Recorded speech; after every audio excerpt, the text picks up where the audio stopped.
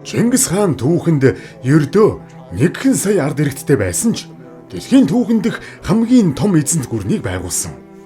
Чингис хаан 1 сая хүнээр хэдэн 100 сая хүнийг захирч байсан.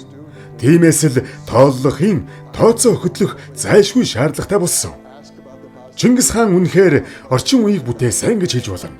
Учир нь түүний хуульд бид өмнө нь дурдсан шашны эрх чөлөө, элч төлөөлөгчийн эрх чөлөө, эмэгтэйчүүдийн эрх чөлөө, худалдааны эрх чөлөө бүгд багтсан байдаг.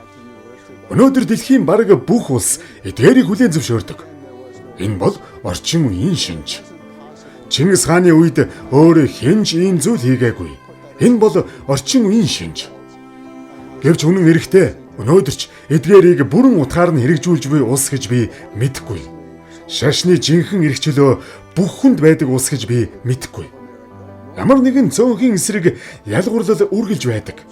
Эмэгтэйчүүдийг наймаалцах нь өнөөдөрч энэ орчин үеийн ертөнцид ч байсан хിവэр байна. Элч төлөөлөгчд хулгайлагдах, аллагад өртөх явдал ч гардаг. Худалдаа наймаанд саад учруулах хориг тавих явдал үргэлж бий. Бүгд Чингис хааны гаргасан хуультай зарчмын хувьд санал нийлдэгч. Дахиад Чингис хааны хууль цаазад дэлхийн нийт хүрч чадсангүй.